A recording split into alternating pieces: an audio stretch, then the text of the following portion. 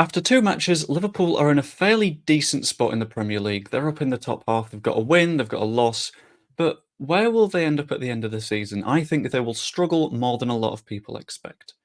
Now, in this video, I'm going to go through why I think that, some of the issues that contribute towards it, and how they can solve those problems before really getting into more trouble.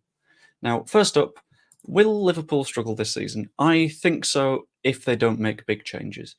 And it's for a few reasons, the first of which is the tactical style. Jurgen Klopp has slightly changed his style in recent seasons, with the fullback cutting inside and Trent Alexander-Arnold potentially playing a more midfield position, but they've still got that high-intensity gegenpressing vibe to them that could potentially cause issues, especially since they've got one massive issue going through the club, and that is a lack of squad depth. I'm going to start at centre-back. They've not got that many. They've got, off the top of my head, Joe Gomez, Joel Matip, Virgil van Dijk, Ibrahim Konate. Konate is reportedly a little bit injured, so that puts them down to 3. And even that is incredibly thin on the ground for the Premier League. You've got 2 starting centre-backs in both of the positions, and that's not really good enough if you get an injury. Say this weekend Virgil van Dijk breaks his leg or something. What are Liverpool going to do? We saw what happened when Pickford went into that frankly insane challenge a few seasons ago, and they've not really reinforced too much since. In the past, Fabinho might have been able to slot in there, but none of the replacement midfielders can do that. So the issue just keeps growing and growing and growing. And on the subject of replacement central midfielders, they've not got much depth there either.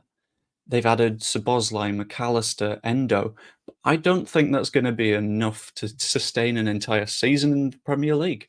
They were looking for a nice young defensive midfielder, and they ended up with Wataru Endo, who is going to give it all for the badge, admittedly, and he's a decent quality player. But again, you lose him, you've not got a defensive midfielder outside of maybe Bajcetic.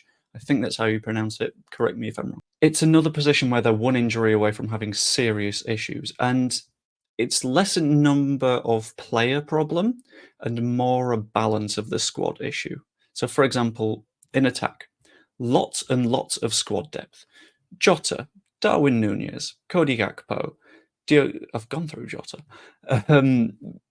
But they've got a hell of a lot of attacking players. Mo Salah, another example. But they've got the slight concern of what happens when you lose Mo Salah. You've got one right wing player at the moment, and you've gotten rid of Fabio Carvalho, who could pop in there from time to time, even though he was more of a number 10. And it's another spot where you've got lots and lots of left wingers, that's okay. You've got Jota, you've got Núñez, you've got Gakpo, but on the right-hand side, there's sod all.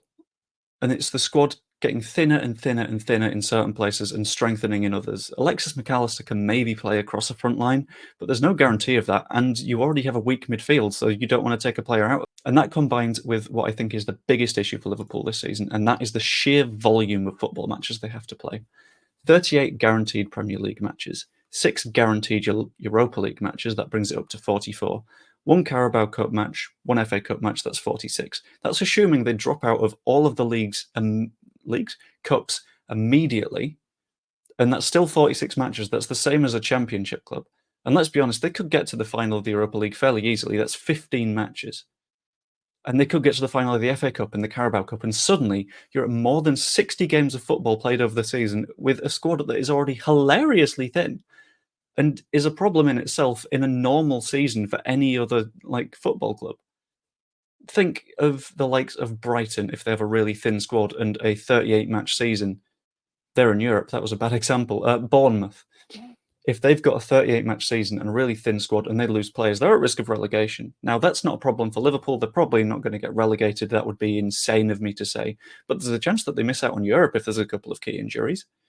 And with all the drama that's going around Mo Salah, he's not pushing for a move, but that again shows if you lose a player on the right wing, there's fundamental issues there. And now it comes down to what Liverpool need to do, and it's what fans have been saying to do for years now, and it's invest. It's put some money where your mouth is and build up a squad around those really strong first-team players that can grow in their vicinity and eventually take over the mantle when you lose players. Like Roberto Firmino hasn't been properly replaced. Fabinho has been, if anything, stopgap replaced. And I think that's a lot to do with the fact that there's been too much turnover too instantly at Liverpool, and the rebuild hasn't worked out yet. I think if they get all that done, they can quite easily compete for the Champions League, maybe top 2 or 3. But It all comes down to getting the last week or so of the window right. Anyway, comment what you think, like the video if you enjoyed, and subscribe. See you later.